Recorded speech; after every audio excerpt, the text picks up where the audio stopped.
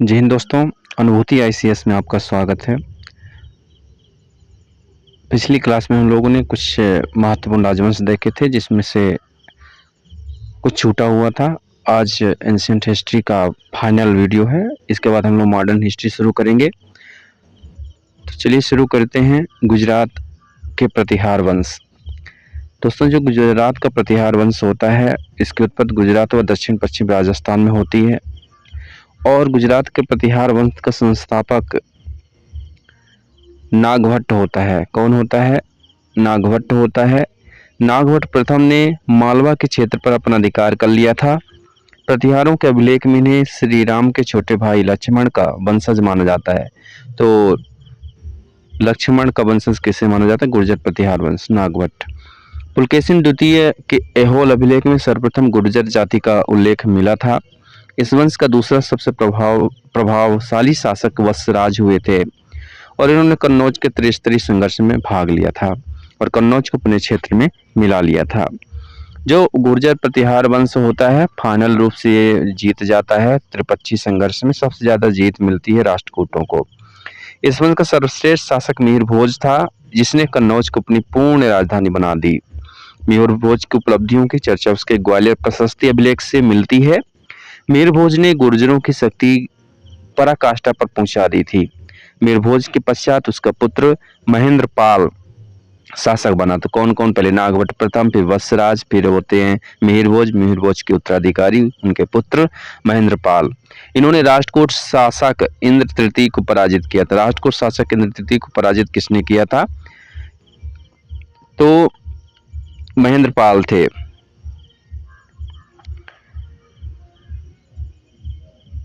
महेंद्रपाल के दरबार में प्रसिद्ध विद्वान राजशेखर रहते थे। किसके? महेंद्रपाल के दरबार में। और इन्होंने कर्पूर मंजरी, काव्य मीमांसा, बाल रामायण लिखा था। कर्पूर मंजरी बहुत महत्वपूर्ण रचनाएं हैं, इनको याद रखिएगा। कर्पूर मंजरी, काव्य मीमांसा और बाल रामायण राजशेखर की कृतियां हैं। स्कंद पुराण में इस वंश को गुर्जर वंश कहा गया है। स्कंद पुराण में इस वंश का अंतिम शासक यशपाल था। यशपाल के बाद यह वंश स्वतः समाप्त हो जाता है। इसके बाद हम लोग चंदेल वंश देखते हैं। जेजाकभुक्ति के चंदेल वंश। तो जेजाकभुक्ति के जो चंदेल वंशों का संस्थापक होते हैं वो नन्नुक थे और मध्य प्रदेश में इसका क्षेत्र रहता है। चंदेल शासक ने मंदिर निर्माण के क्षेत्र में बेसर शैली यानी द्रविड़ शैली का प्रयोग किया। द्रविड़ प्लस नागर, बेसर शैली मतलब द्रविड़ प्लस नागर शैली। बेसर शैली को मिश्रित शैली भी कहा जाता है। मध्य भारत में बनने वाले अधिकांश मंदिरों का निर्माण बेसर शैली में हुआ। इसने खजुराहो में विष्णु मंदिर बनवाया। इस मंदिर को खजुराहो का चतुर्भुज मंदिर भी कहा जाता है।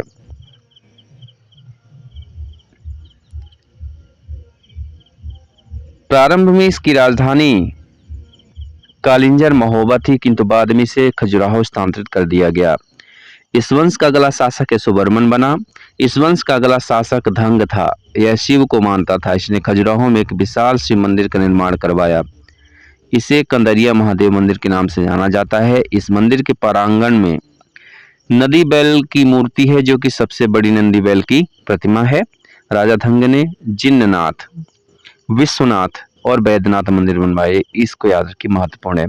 जो राजा धंग थे चंदेल वंशी, उन्होंने जिन्नाथ का मंदिर, विश्वनाथ मंदिर और वैद्यनाथ मंदिर, ये तीनों मंदिरों को बनवाया था। इन तीनों मंदिर। धंग ने प्रयाग में गंगा यमुना के संगम पर जल समाधि ले ली थी। इस वंश का सबसे प्रतापी शासक विद्याधर था, जिसने गुजरात के शासक राज्यपाल की हत्या कर दी, क्योंकि इसने महमूद गजनवी का सामना नहीं किया बल्कि डर से भाग गया। विद्याधर अकेला ऐसा भारतीय शासक था जिसने महमूद गजनवी की महत्वाकांक्षाओं का सफलतापूर्वक विरोध किया था। इस वंश का अंतिम शासक परमर्दी देव था, जिसने पृथ्वीराज चौहान तृतीय से पराजित कर दिया मतलब, और उसके क्षेत्र को मिला लिया। आला उदल दोनों भाई, रुदल नहीं, आला उदल दोनों भाई परमर्द देव का सेनापति। इसके बारे में कहानी है कि ये माँ शारदा मैहर की पूजा करते थे। आज भी आते हैं और फूल चढ़ा के चले जाते हैं, ऐसा कुछ मान्यता है। तो आला उदल परमर्द देव के प्रमुख सेनापति रहते हैं और ये पृथ्वीराज चौहान से युद्ध करते करते शहीद हो जाते हैं। पृथ्वीराज चौहान के साथ युद्ध करते समय उनकी मृत्यु हो जाती है और परमर्द देव ने कुतुबुद्दीन ऐबक की अधीनता स्वीकार कर ली, जिसके कारण उसके मंत्री अजय देव ने उसकी हत्या कर दिया। जयदेव ने कुतुबुद्दीन ऐबक की अधीनता स्वीकार करने के कारण परमादेव की हत्या कर देते हैं। अंततः कुतुबुद्दीन ऐबक पृथ्वीराज चौहान को हरा करके दिल्ली सल्तनत में मिला लेते हैं। कुछ छोटे राजवंश जो हुए, इन राजवंशों को देखते हैं। 3 मार्क्स में, पीएससी मेंस में और प्रीलिम्स में बहुत सारे क्वेश्चन यहाँ से आ सकते हैं। तो चलिए आइए देखते हैं। मैत्रक वंश, वल्लभी के मैत्रक वंश, इसके संस्थापक भट्टारक थे। मैत्रक वंश का संस्थापक भट्टारक थे और यह वंश गुजरात के सौराष्ट्र में था। इसकी राजधानी वल्लभी थी और जैन धर्म का प्रमुख केंद्र था और गुप्तों के सामंत थे। 3 फैक्ट में याद हो गया। सबसे पहले तो इनका क्षेत्र गुजरात का सौराष्ट्र क्षेत्र, संस्थापक भट्टारक था मैत्रक वंश का और राजधानी वल्लभी थी। जैन धर्म के प्रमुख केंद्र के रूप में जाना जाता है वल्लभी, और ये गुप्तों के सामंत थे। फिर कलचुरी वंश के चेदी वंश देखते हैं। कलचुरी वंश या चेदी वंश, यह मध्य प्रदेश के त्रिपुरी के क्षेत्र में था। इसका संस्थापक कोक्कल प्रथम था। इन्होंने अपनी राजधानी त्रिपुरी को बनाया। इस वंश का सबसे प्रतापी शासक गांगेय देव था। इन्होंने विक्रमादित्य की उपाधि धारण की। इसके बाद हम लोग देते हैं गौड़ वंश। हम लोगों की पीएससी में तो इसको बहुत ज्यादा पढ़ना पड़ेगा, कम से कम कलचुरी वंश आपको पढ़ना पड़ेगा 10 से 20 पेज। ठीक है। गौड़ वंश, तो गौड़ वंश बंगाल क्षेत्र में था। गौड़ वंश कहाँ था? बंगाल क्षेत्र में। इस वंश का सबसे प्रतापी शासक शशांक था, वही जिसने बोधि वृक्ष को कटवा दिया और राज्यवर्धन को मरवा दिया। इसने राज्यवर्धन की हत्या कर दी तथा महाबोधि वृक्ष को कटवाकर इसके जड़ों में आग लगा दी थी। इसकी हत्या हर्षवर्धन ने कर दी, जिसके बाद यह वंश स्वतः ही धीरे धीरे समाप्त हो गया, गौड़ वंश। अब पूर्वी गंग वंश जो है बहुत ही इंपॉर्टेंट ये रहा है। यह उड़ीसा और आंध्र प्रदेश में था, पूर्वी गंग वंश। इस वंश का संस्थापक आनंद वर्मन पुरी में जगन्नाथ मंदिर बनवाया। आनंद वर्मन ने। इस वंश के शासक नरसिंह प्रथम ने कोणार्क में सूर्य मंदिर बनवाया, जो कि पूर्वी गंग वंश का था, जिसे ब्लैक पगोडा भी कहते हैं। इस वंश के शासक नरसिंह देव ने भुवनेश्वर में, नरसिंह देव ने लिंगराज मंदिर जो बना है वो नरसिंह देव ने बनवाया। कोणार्क का सूर्य मंदिर नरसिंह प्रथम ने बनवाया। पुरी का जगन्नाथ मंदिर आनंद वर्मन ने बनवाया, गंग वंशी है। काकतीय वंश तेलंगाना में थे। तेलंगाना क्षेत्र में एक छोटा सा वंश जिसका संस्थापक बीटा प्रथम।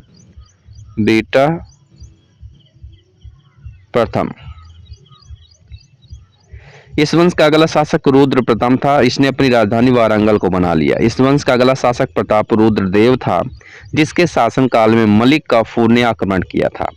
इसने बिना लड़े अधीनता स्वीकार कर लिया और अपनी सोने की प्रतिमा को जंजीर लगा कर तथा कोहिनूर हीरा अलाउद्दीन खिलजी के दरबार में भेंट किया था। इसके बाद यह वंश स्वतः समाप्त हो गया। इस वंश पर अलाउद्दीन खिलजी का अधिकार हो गया, काकतीय वंश पर। इसके बाद यादव वंश देखते हैं। यादव वंश भी उस समय महत्वपूर्ण वंश था। महाराष्ट्र के देवगिरी के क्षेत्र में यह वंश था। संस्थापक भिल्लम पंचम था। राजधानी इसकी देवगिरी थी। इस वंश का सबसे प्रतापी शासक सिंहन हुआ। इस वंश के शासक रामचंद्र देव को मलिक काफूर ने पराजित कर दिया, किंतु इसकी वीरता को देखकर अलाउद्दीन खिलजी ने इसे देवगिरी का जागीरदार बना दिया। फिर होयसल वंश यादव वंश के सामंत हुआ करते थे। इन्होंने अपनी राजधानी द्वार समुद्र को हलेबिड जिसे कहते हैं। इस वंश के संस्थापक विष्णुवर्मन, होयसल वंश का संस्थापक विष्णुवर्मन था। इन्होंने बेल्लूर में चेन्ना केशव मंदिर का निर्माण करवाया। इस वंश का अंतिम शासक वीर बल्लाल तृतीय था, जिसने क्या किया, जिसने मलिक काफूर से पराजित होने पर यह समाप्त हो जाता है। फिर कश्मीर का इतिहास देख लेते हैं। कश्मीर के इतिहास के बारे में जानकारी संस्कृत के कल्हड़ की पुस्तक राज तरंगिणी से मिलती है। यह ऐसा सांस्कृतिक साहित्य जिसमें क्रमबद्ध तरीके से इतिहास लिखने का पहली बार प्रयास किया गया। राज तरंगिणी में क्रमबद्ध इतिहास लिखने का पहला प्रयास किसमें किया गया? राज तरंगिणी में। यह ग्रंथ ऐतिहासिक रूप से इसलिए महत्वपूर्ण है क्योंकि कल्लड़ ने पक्षपात रहित होकर राजा के गुण और दोषों का वर्णन किया। इसमें 3 वंशों का उदाहरण मिलता है। काउलो, तो काउलो में कारकोट वंश, उत्पल वंश और लोहार वंश। कारकोट वंश सबसे पहले रहता है, ये क्रम याद रखिएगा कश्मीर के इतिहास का। तो कारकोट वंश 598 ईस्वी से 855 ईस्वी तक रहा। इस वंश का संस्थापक दुर्लभ वर्धन था। इसके दरबार में ह्वेनसांग कश्मीर आया था दुर्लभ वर्धन के शासनकाल में। इस वंश का शासक जो था तारपीड सबसे क्रूर शासक था। इस वंश का सबसे योग्य शासक ललितादित्य मुक्तापीड था। यह भी पूछता है कि ललितादित्य मुक्तापीड निम्नलिखित में से किस वंश से संबंधित है, तो कारकोट वंश से। जिसने मालवा के चंदेल शासक यशोवर्मन को पराजित किया था। मालवा के चंदेल शासक यशोवर्मन को पराजित किया था, इसलिए भी महत्वपूर्ण हो जाता है। कश्मीर में सूर्य मंदिर का प्रसिद्ध मार्तंड मंदिर ललितादित्य मुक्तापीड ने बनवाया था। तक्षशिला, राजपूताना, सिंहपुर, उड़ीसा और पुंछ इसी वंश का क्षेत्र था। दामोदर गुप्त, उदय भट्ट तथा क्षीर नामक विद्वान जयापिंड के दरबार में रहा करते थे। इस वंश का अंतिम शासक उत्पलापीड को मंत्री ने राज्यच्युत करके अवंती वर्मन को गद्दी पर बैठाया और कारकोट वंश का अंत हो गया। फिर उत्पल वंश देखें। कारकोट वंश के बाद कश्मीर पर उत्पल वंश का अधिकार हो जाता है। इस वंश का संस्थापक अवंती वर्मन था।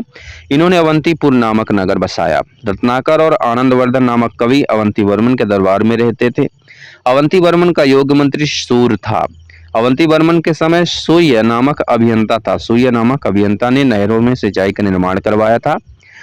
और अवंती वर्मन का उत्तराधिकारी शंकर वर्मन ने गुर्जर को जीतकर अपने साम्राज्य का विस्तार किया। किसने? शंकर वर्मन ने। अवंती वर्मन की मृत्यु हुई तो उसकी पत्नी सुगंधा ने शासन किया। सुगंधा, ये भी याद रखिएगा कि उत्पल वंश की शासिका थी सुगंधा। इस वंश में प्रथम महत्वाकांक्षी शासिका रानी दिद्दा भी होती हैं। किस वंश की? उत्पल वंश की। कश्मीर के उत्पल वंश की एक रानी मिलती है सुगंधा, और जो क्षेमगुप्त की पत्नी थी। इनकी मृत्यु के बाद इस वंश की बागडोर संग्राम राज के हाथ में आई, किंतु संग्राम राज इस वंश का अंत करके लोहार वंश की स्थापना कर देता है। अब जो लोहार वंश का स्थापना होता है, इस वंश का संस्थापक संग्राम राज थे। संग्राम राज ने अपने मंत्री तुंग को भटिंडा के शाही शासक त्रिलोचन पाल की ओर से महमूद गजनवी से लड़ने के लिए भेजा। किसने? संग्राम राज ने। इनका मंत्री तुंग होता है। इन्होंने भटिंडा के शाही शासक त्रिलोचन पाल की ओर से महमूद गजनवी को लड़ने के लिए भेजता है। इस वंश का शासक हर्ष एक योग्य शासक था। इसके समय कश्मीर में भीषण अकाल पड़ा। इसने नीरो की उपाधि धारण की। नीरो। हर्ष समय कवि था, कवि भी था, कई भाषाओं का विद्वानों का जाता था। कल्हण नामक विद्वान इनके दरबार में रहते थे। इस वंश का अंतिम शासक जयसिंह था। इन्हीं के काल में राजतरंगिणी पुस्तक लिखी गई और इसके बाद कश्मीर पर यवन आक्रमण हो गया। यवन आक्रमण के बाद कश्मीर पर तुर्क शासक हो गए। यवन आक्रमण फिर तुर्क शासक। सबसे योग्य तुर्क शासक जैनुल आबेदीन था। कौन था? जैनुल आबेदीन। इन्हें कश्मीर का अकबर कहा जाता है, जैनुल आबेदीन को। इसके बाद बर्मन वंश देख लेते हैं, जो कि कामरूप असम में अस्तित्व में आता है। असम का प्राचीन नाम कामरूप था। इस वंश का संस्थापक पुष्यवर्मन था। तो कामरूप वंश का पुष्यवर्मन यानी बर्मन वंश का। समुद्रगुप्त के समकालीन था ये पुष्यवर्मन। असम को पहले प्रयाग ज्योतिषपुर भी कहा जाता था। यह पुष्यपुर की राजधानी थी, प्रयाग ज्योतिषपुर। इस वंश का सबसे शक्तिशाली शासक भूतिवर्मन था। स्थित वर्मन ने 2 अश्वमेध यज्ञ करवाए। स्थित वर्मन। इस वंश का अंतिम शासक भास्कर वर्मन था। पुष्यभूति वंश के हर्षवर्धन ने समस्त कामरूप के साथ बंगाल के कुछ भागों पर अधिकार कर लिया था और इसी के साथ कामरूप के वर्मन वंश का अंत हो जाता है। अंतिम शासक भास्कर वर्मन को हराकर हर्षवर्धन पुष्यभूति वंश के क्या करते हैं? अधिकार कर लेते हैं। अंत में कामरूप पाल वंश का अंग बन जाता है। अब कुछ मूर्तिकला तथा मंदिर निर्माण शैलियों के बारे में देखते हैं। मूर्ति बनाने की 3 शैलियां ही प्रचलित हैं। मूर्ति बनाने की, पहला गांधार शैली, दूसरा मथुरा शैली और अमरावती शैली।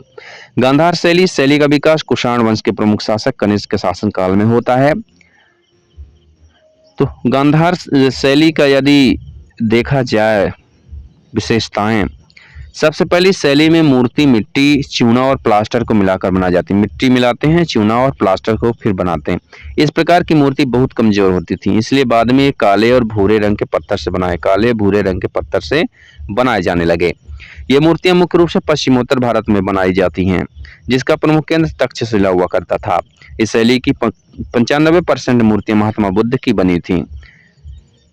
इस शैली में महात्मा बुद्ध को बहुत बड़े घुंघराले बाल दिखाए गए और इस शैली में महात्मा बुद्ध को बहुत बलशाली, बलिष्ठ शरीर, गठीला, योग करते हुए ध्यान की मुद्रा में और युवा अवस्था में दिखाया गया।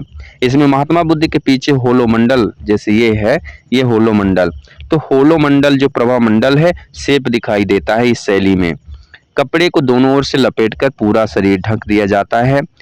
और इस शैली का उल्लेख वैदिक एवं सांस्कृतिक साहित्य में है। यह कला यूनान से प्रभावित है, इसलिए इसे ग्रीक इंडियन कला भी कहते हैं। गांधार शैली को ग्रीक इंडियन कला भी कहा जाता है। इस कला में मूर्ति बैठी, खड़ी, आंखें बंद, योग ध्यान मुद्रा में बनाई गई। मूर्ति बैठी भी, खड़ी भी, आंखें बंद, योग और ध्यान मुद्रा में बनाई गई। यह शैली अपोलो देवता से प्रभावित है।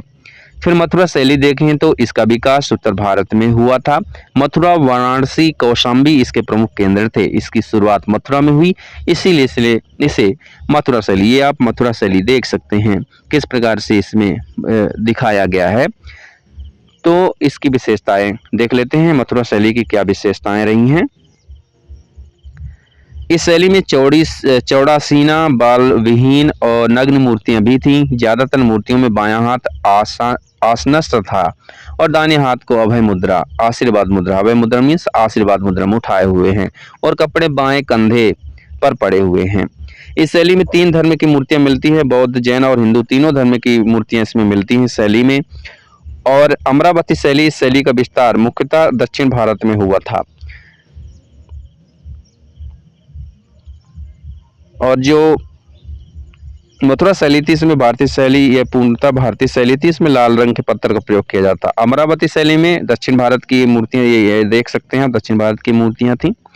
इस शैली में पूजा और योग को दिखलाकर कहानियों को बताया गया है। पूजा और योग को दिखला करके कहानियों को बतलाया गया है। इसमें कई मूर्तियां एक साथ बनाई जाती थी, कई मूर्तियां एक साथ इसमें बनती थी अमरावती शैली में। इस शैली की मूर्तियां मुख्यतः सफेद संगमरमर की बनाई जाती थी। इसी कला की मूर्तियां जातक कथाओं की हैं और इसे चित्रण के माध्यम से बनाया गया। ये दक्षिण भारत के आंध्र प्रदेश के अमरावती नामक स्थान पर विकास हुआ इनका, और इसलिए इसे अमरावती शैली कहते हैं। तो यहाँ पर तुलना देख सकते हैं, गांधार शैली पश्चिम भारत में डेवलप हुई, मथुरा शैली उत्तर भारत में और अमरावती दक्षिण भारत में। रंग देखें तो इसमें गांधार शैली में काला हुआ करता था, मथुरा में लाल हुआ था, अमरावती में सफेद। वंश कुषाण के समय में दोनों शैलियां डेवलप होती हैं, लेकिन अमरावती सातवाहन के समय में यह बौद्ध के से संबंधित फर्स्ट और लास्ट और बीच वाली तीनों धर्मों से संबंधित थी। और गांधार शैली में योग मुद्रा में दिखाया गया है और आशीर्वाद मुद्रा में मथुरा में, और अमरावती शैली में ग्रुप में दिखाया गया है। संकेत चिंता को गांधार शैली, मथुरा शैली प्रसन्नता को संकेत देता है और अमरावती कहानी। ठीक है, तो ये इसकी तुलना रही थी। अब स्थापत्य कला देखते हैं, किस प्रकार की स्थापत्य कला का डेवलपमेंट होता है। भारत में स्थापत्य कला में मंदिरों के निर्माण की शैली बहुत महत्वपूर्ण भूमिका रखती है। भारत में प्रमुख रूप से मंदिरों के निर्माण की जो शैली है वह मौर्य काल से प्रारंभ होती है और गुप्त काल में अपने चरम पर पहुंच जाती है। मंदिरों का वर्तमान स्वरूप गुप्त काल की ही देन है। मंदिरों का जो वर्तमान स्वरूप है वो गुप्त काल की ही देन है। मंदिर निर्माण की 3 शैलियां हैं, जिसमें नागर शैली, विमानन शैली जिसे द्रविड़ शैली कहते हैं, नागर शैली हो गया, विमानन शैली जिसे द्रविड़ शैली कहते हैं, फिर एक बेसर शैली होती है। तो सबसे पहले नागर शैली यदि देखें, नागर शैली का शैली के मंदिर उत्तर भारत में बनाए जाते थे। उत्तर भारत में नागर शैली के मंदिर बनाए जाते थे। अब यहाँ पर देख सकते हैं, ये जो था ये आमलक कहलाता था। ये आमलक है, इसको शिखर कहते हैं। और ये जो है यहाँ पर ये गर्भगृह है, यहाँ पर गर्भगृह होता है। मंदिर स्थापत्य की नागर शैली को इस प्रकार से आप समझ सकते हैं। ये सभी मंडप हैं, ये क्या हैं, ये सभी मंडप हैं जहाँ बैठ के कीर्तन संकीर्तन वगैरह होता है। और ये चबूतरा है, ये पूरा क्या है, ये चबूतरा है जिसे मंच या चबूतरा। तो इस प्रकार से नागर शैली थी। यहाँ पर आप देख सकते हैं ये नागर शैली हुआ करती थी। यह उत्तर भारत में हिमालय से लेकर विंध्याचल पर्वत तक, हिमालय से लेकर के विंध्याचल तक फैली हुई है नागर शैली। नागर शैली के मंदिर का जो गुंबद होता है वह नीचे चौड़ा होता है और जैसे जैसे ऊपर जाता है पतला होता जाता है। यह गुंबद रेखीय होता है जिसे शिखर कहते हैं, रेखीय होता है जिसे शिखर कहते हैं। और शिखर के ऊपर एक रिंग बना दिया जाता है जिसे आमलक कहते हैं। शिखर के ऊपर बनी हुई रिंग को ही आमलक कहते हैं। आमलक के ऊपर एक कलश रखा जाता है और कलश के बगल में एक ध्वज रखा जाता है। कलश और कलश के बगल में एक ध्वज रखा जाता है। इसके शिखर ऊंचे नहीं होते। शिखर के नीचे भगवान की मूर्ति रखी जाती है। जहां भगवान की मूर्ति रखी जाती है उसे गर्भगृह कहते हैं। शिखर के जस्ट नीचे जमीन पर पूरे मंदिर का सबसे प्रमुख जगह जो होता है वो गर्भगृह ही होता है। सब कुछ तो गर्भगृह में ही होता है, भगवान वहीं पर विराजमान होते हैं। गर्भगृह में ज्यादा भीड़ ना हो इसलिए इसमें कई मंडप बने होते हैं ताकि वहां लोग प्रतीक्षा कर सकें। गर्भगृह के दरवाजे पर गंगा यमुना की मूर्ति लगी होती है। इसी शैली के मंदिरों में दो प्रकार की सीढ़ी होती थी। शुरुआत की जो सीढ़ी होती थी उसे जगती या चबूतरा कहते थे और अगली सीढ़ी को पीठ कहा जाता था। गृह और मंडप के बीच खाली जगह नहीं होते थे। गर्भगृह के अंदर ही प्रदक्षिणा पथ परिक्रमा होता था। नागर शैली की मंदिर कभी भी अकेली नहीं होती थी। इसे 5 मंदिर के कोई ग्रुप में बनाया जाता था, इसीलिए इसे पंचायतन मंदिर का शैली भी कहा जाता है, क्योंकि 5 मंदिरों का समूह बनाया जाता था। इस मंदिर के चारों ओर चार दीवारें नहीं रहती थी। यहाँ किसी भी प्रकार का तालाब नहीं होता था, क्योंकि उत्तर भारत में नदियों की कोई कमी नहीं है और मंदिर में कोई भव्य द्वार नहीं होता था। इस शैली की कई विशेषताएं थी जो उड़ीसा में हैं, उसे उड़िया शैली कहते हैं। इसकी एक शाखा मध्य प्रदेश में है जो कंदरिया महादेव मंदिर खजुराहो का मंदिर है, उसमें एक अन्य शैली। इसमें भी कुछ विभाजन है, कुछ डिफरेंसेस हैं, कई शैलियां इसमें प्रचलित है। एक शाखा गुजरात में भी है जिसे सोलंकी शैली, अब गुजरात में भी है जो सोलंकी शैली के नाम से जानी जाती है। इसके बाद हम लोग देखते हैं विमानन शैली। नागर शैली हमने देखा, विमानन या द्रविड़ शैली देखते हैं। द्रविड़ शैली का विकास चोल और पल्लव शासकों ने करवाया था। द्रविड़ शैली का विकास चोल और पल्लव शासकों ने करवाया था। अब ये देख सकते हैं आप, ये द्रविड़ शैली किस प्रकार से यहाँ पर मंदिर बने हुए हैं। ये मंदिर हमें दक्षिण भारत में देखने को मिलती हैं। दक्षिण भारत में पानी की कमी होती थी, इसलिए शैली में निर्मित मंदिर के आसपास तालाब होते थे। इन मंदिरों में क्या हुआ करते थे? तालाब हुआ करते थे। ये मंदिर भव्य और इनमें मुख्य द्वार होते थे जिसे हम लोग गोपुरम या गोपुरा कहते हैं। मुख्य द्वार के कारण ही वहां चार दीवारी बनी होती थी। यह मंदिर भी पंचायतन शैली में ही होते थे। मंदिर बीच में रहती थी। इस शैली की मंदिर सीढ़ी नुमा होती थी। अब ये जो मंदिर होते थे सीढ़ी नुमा होते थे।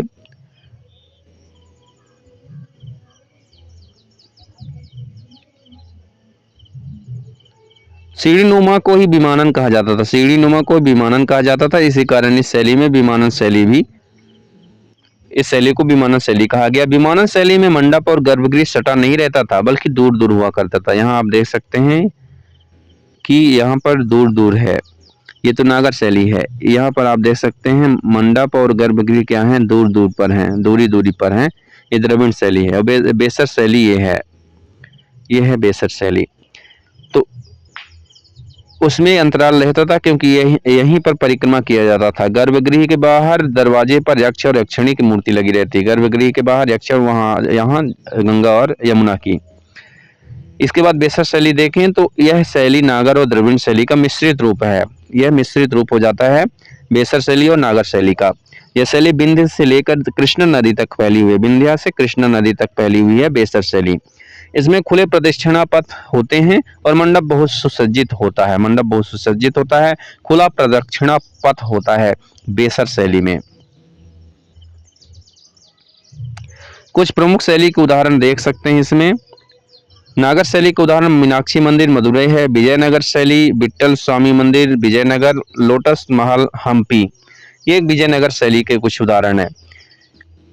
और इसमें होयसल शैली सोमनाथपुर में केशव मंदिर विष्णु को समर्पित है। पाल शैली चित्रकला पाल शैली में किए गए। कुछ महत्वपूर्ण मंदिर देखते हैं नागर शैली में जो बने हैं। भीतरगांव का मंदिर कानपुर में, दशावतार झांसी, लक्ष्मण मंदिर सिन्नपुर, कंदरिया महादेव मंदिर खजुराहो एमपी, लिंगराज मंदिर भुवनेश्वर उड़ीसा में, जगन्नाथ मंदिर पुरी उड़ीसा में, सूर्य मंदिर कोणार्क उड़ीसा में। द्रविड़ शैली के कुछ उदाहरण देखें तो बृहदेश्वर मंदिर तंजावुर में बना है। शिव मंदिर गंगईकोट चोलपुरम में, महाबलीपुरम का रथ मंदिर जो है महाबलीपुरम, ये द्रविड़ शैली का उदाहरण है। बेसर शैली के उदाहरण डोडा बेशप्पा दंबल में है और बादामी के मंदिर, ये सब बेसर शैली के उदाहरण है। बादामी का मंदिर, डोडा बेशप्पा का मंदिर। अब राजपूत काल देखते हैं। बहुत ही महत्वपूर्ण राजपूत काल रहा है जिसे पूर्व मध्य काल के नाम से भी जाना जाता है। जो पूर्व मध्य काल का समय आता है वो 800 BC से 800 AD से 1200 AD तक आता है। 800 AD से 1200 AD तक पूर्व मध्य काल, जिसमें राजपूत काल का विकास होता है। राजपूत काल को पूर्व मध्य काल भी कहा जाता है। पूर्व मध्य काल आएगा तो आपको राजपूत काल समझना है। राजपूत वंश के उदय के बारे में चंद्रबरदाई की पुस्तक पृथ्वीराज रासों में जानकारी मिलती है। इस पुस्तक के अनुसार माउंट आबू पर हुए एक अग्निकुंड हवन कुंड से 4 वंशों का उदय होता है, जिसमें प्रतिहार, परमार, चालुक्य और चौहान होते हैं। प्रतिहार, परमार, चालुक्य और चौहान, इन 4 राजवंशों का एक हवन कुंड अग्निकुंड से उत्पत्ति मानी जाती है। प्रतिहार पीछे हम पढ़ चुके हैं, परमार वंश यहाँ थोड़ा सा देख लेते हैं। परमार वंश का विकास मालवा में हुआ, मध्य प्रदेश के। इसका संस्थापक उपेंद्र या कृष्ण राज था। इस वंश का सबसे योग्य शासक राजा भोज था, जो विद्वान भी था। धारा नगरी को बनाया, संस्कृत का प्रमुख केंद्र है।